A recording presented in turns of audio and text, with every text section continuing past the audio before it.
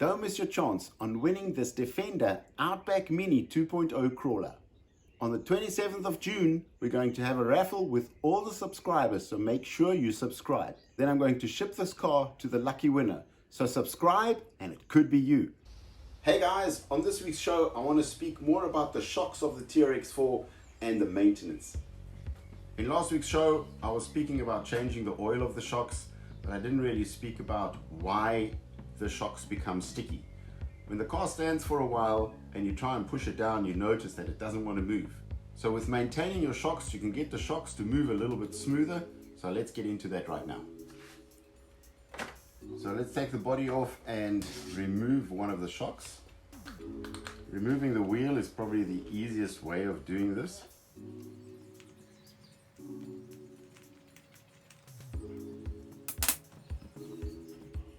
We've got two screws holding the shock in place, one at the top and one at the bottom, whereby the one at the bottom goes right through and also holds the swing arm in place. So when you reassemble it, just make sure that the longer screw goes through to the axle. Now to take this apart is actually quite simple. You simply compress the spring and move this little cap and slip it out to the side. Then you just remove the spring. So while you're on the trail, your shock is constantly in motion. Debris settles on the shaft and slowly but surely the debris and the grime wanders off into the shock. There's a sleeve in here that prevents grime going into the shock and into the oil. But after a while, you will just find that your oil gets dirty and you have to change it. What you also need to do is take this off and check the sleeve, maybe replace the sleeve or maybe just lubricate the sleeve. So the sleeve becomes dirty and that is the reason why your shock becomes sticky. So let me take the oil out quickly and we'll get to the sleeve.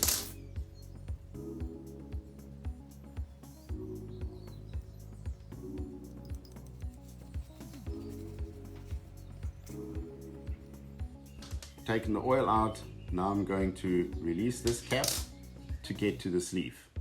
Just going to unscrew it and slide it all the way to the bottom. The sleeve sits in there. Now don't go in jamming it out. There's quite an easy way. Just by wiggling the shock around, it actually releases itself. And you can actually see on the inside there where it touches the shaft, it is a little bit dirty. So there's two ways to clean this. So the first method is taking a brush, dipping a bit of oil on it and rinsing the ring out. The second method is, if you don't have a brush on hand, just put a few drops of oil on a tissue and wipe down the shaft and the ring.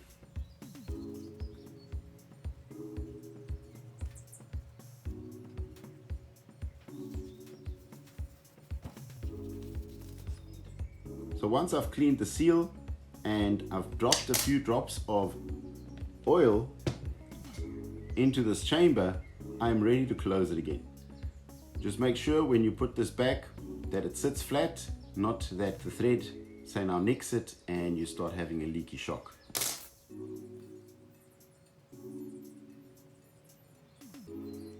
Okay, now time to fill the shock up with oil again. Just a couple of drops, that's all it needs.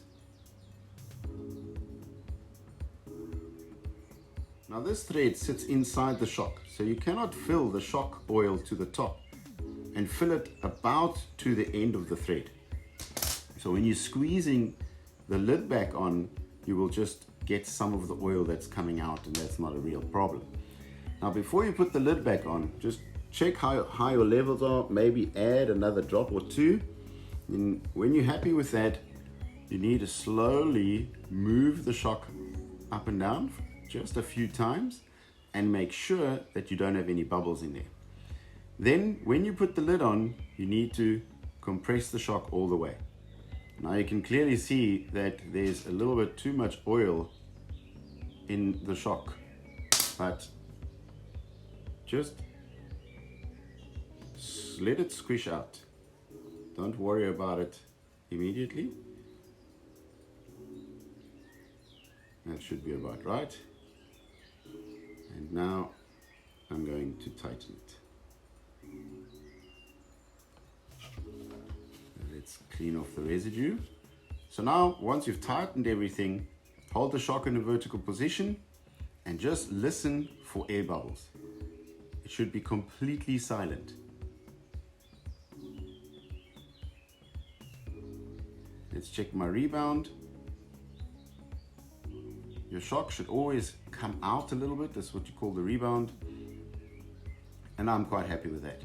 So now I can put it back into the car. Now the same thing, just the other way around. I put the spring back in, compress the spring, take the little lid, slide it over and push it down over the cap. Let the spring go. Make sure that the spring sits in this little groove, and that's it. The shock is ready for installation.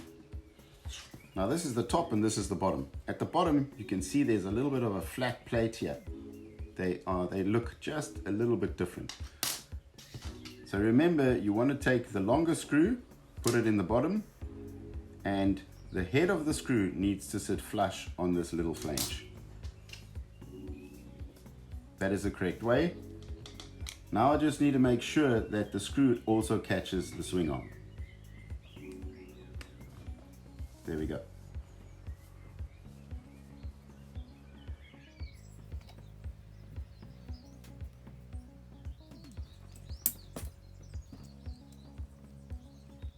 So it's installed, moving very nicely, very freely.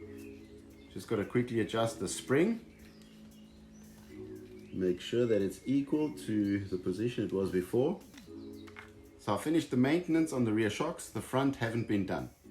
So just to compare the front and the rear shocks move very easily, and the front shocks, they don't really move at all.